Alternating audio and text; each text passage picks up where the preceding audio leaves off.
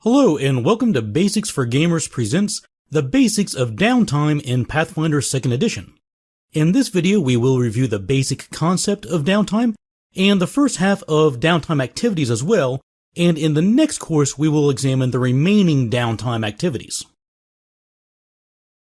Time in Pathfinder is organized according to one of three modes of play. When the GM feels that time needs to be measured very precisely according to 6-second rounds, they will place the game in encounter mode. When they believe time is best measured in terms of minutes or hours, they will place the game in exploration mode.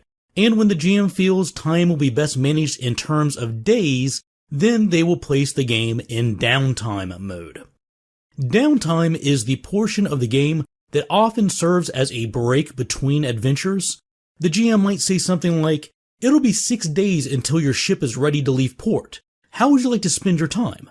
And then the players would each declare one downtime activity they wish to perform each day, not unlike declaring an action in encounter or exploration modes. Also note that although not every activity specifies a time requirement, most state that a day spent performing that downtime activity is 8 hours, which means each player should be able to perform one downtime activity every day and still have time available for minor things like shopping, drinking at the bar, visiting a temple, and so on. But the key to remember here is under normal circumstances, players should not be able to perform more than one downtime activity per day. It's as if they have one action to use per turn, and each turn is 1 day long. Over this video and the next, we're going to detail the different downtime activities that are currently available. Each activity uses a skill, and unless otherwise noted, you must be at least trained in that skill in order to use its corresponding downtime activities. And at the GM's discretion, several members of the party may assist on these checks as usual. Crafting is the first of the downtime activities, and if you've been following this channel, then you may already know that we have a complete 3-part series that details everything about crafting already. So I'm not going to go into a lot of detail about crafting here, other than acknowledging that if you wish to forge weapons or armor, or craft magic items like scrolls and potions, then you will need to spend at least 4 days of downtime on the crafting activity. If you want more detailed information about how crafting works, check out our videos on that topic. You can find links to those in the description. Players can also use their downtime to earn a little extra coin. The first step is choosing a skill and defining what kind of work you wish to do. Typically, this will be either the crafting skill, lore, or performance. If you want to work for a local blacksmith helping them fill orders, you might use crafting. If you want to sing at the local tavern, you would use performance. In most other situations, you would use one of the lore skills. Working as a bartender would be alcohol lore.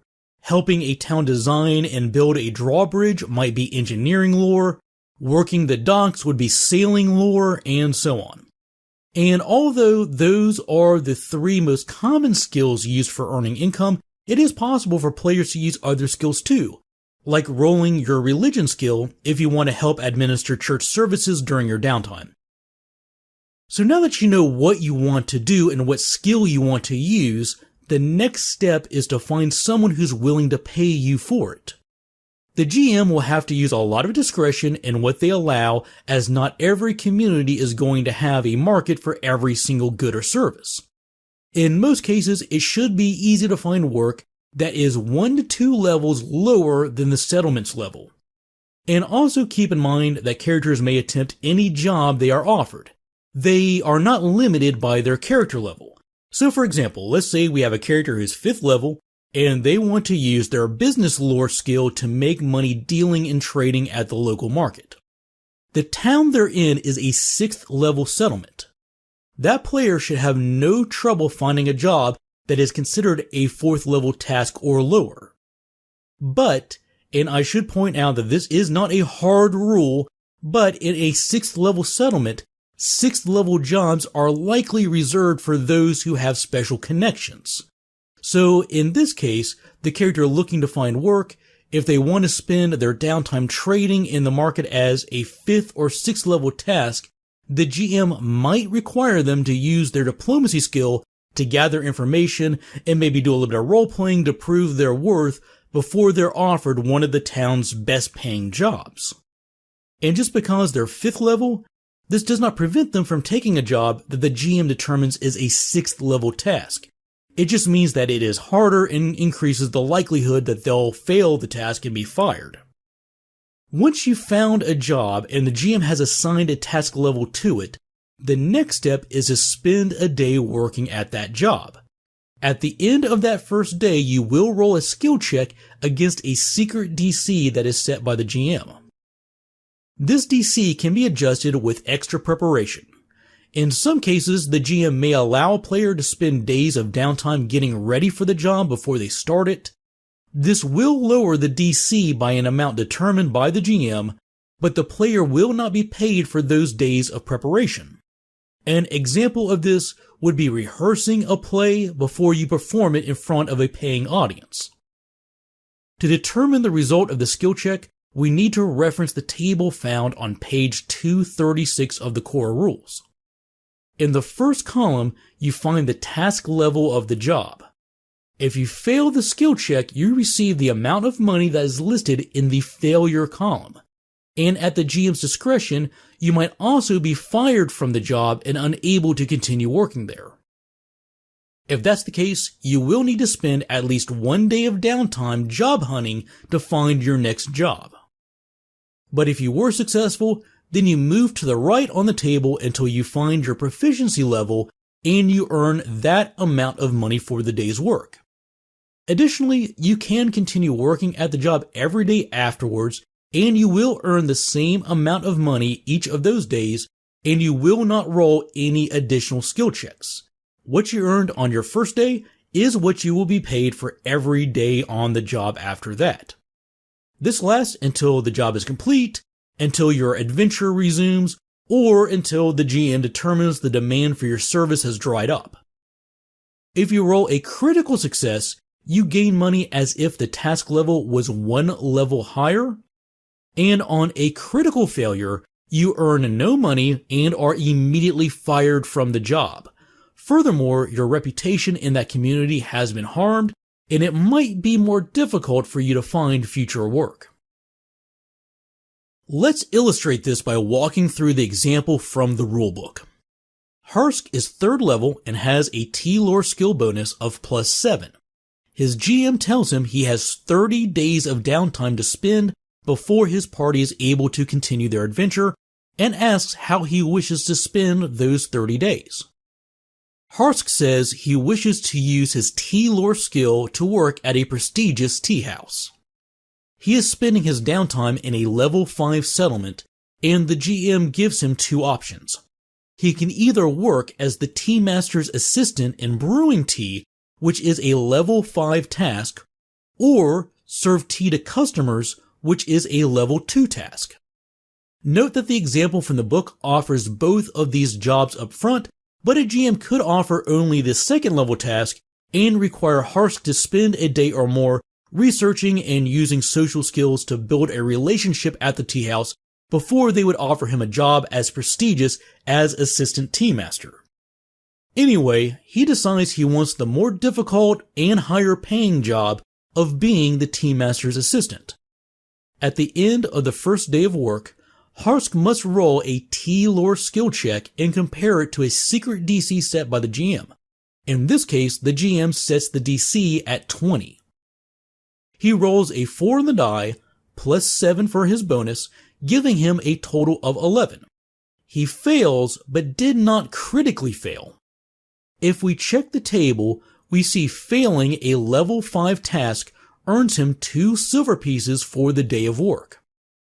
After the first day, he can continue working additional days at the tea house, but does not re-roll the check. For every day he works, he will earn 2 silver pieces. He decides to keep working as the assistant tea master, and after the 4th day, the GM tells him that the tea master likes him, but just doesn't think he's ready to serve as his assistant. So the Tea Master gives him an option. He can either finish out the week and then be let go from the tea house to go find another job, or he can continue working at the tea house as a server effective immediately. He accepts the offer to become a server, and at the end of his first day in the new job, he must roll a new tea lore skill check against a new secret DC set by the GM. This time the GM sets the DC at only 16 because it is a lower level task. Harsk rolls a natural 19 plus his bonus of 7, giving him a total of 26, which is a critical success. If we look at the table again, we see that a second level task usually pays 3 silver per day, but since he got a critical success, we treat it as if it was a level 3 task, increasing his pay to 5 silver per day. The tea house is so pleased with his high level of service that they keep him employed throughout the rest of his available downtime. At the end of the month, he earns a total of 13 gold and 8 silver pieces. You can also use downtime treating someone suffering from a disease. After 8 hours, you make a medicine skill check against the disease's DC. On a success, the diseased creature gains a +2 circumstance bonus to its next save against that disease.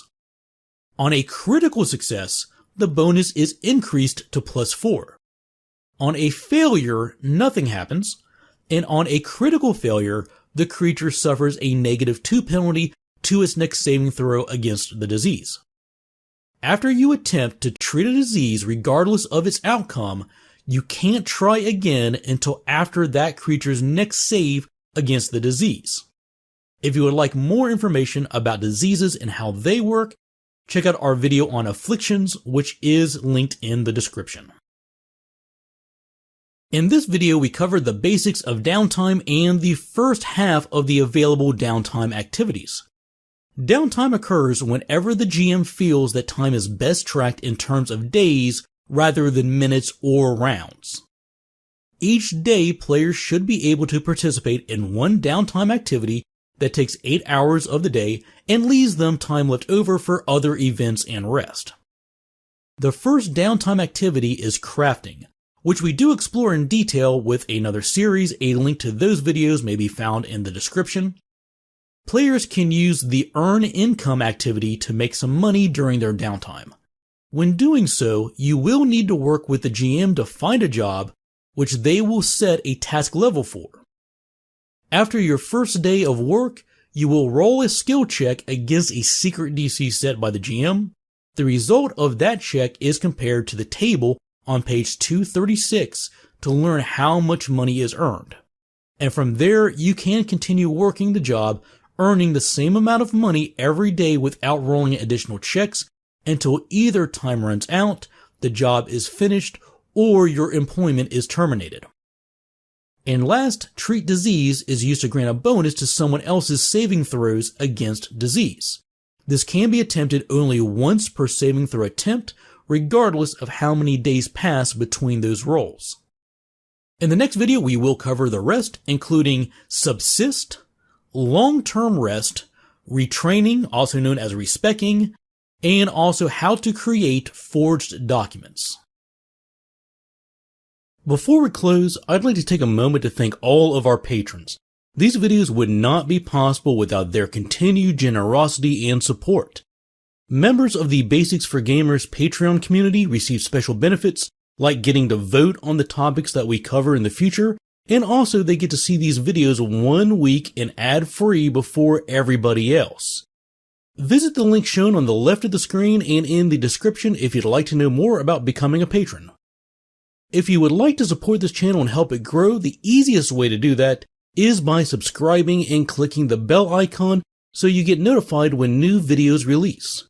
And we can always be reached through our Twitter and Facebook pages too. Thanks for watching, take care, and we will see you soon with more Basics of Pathfinder.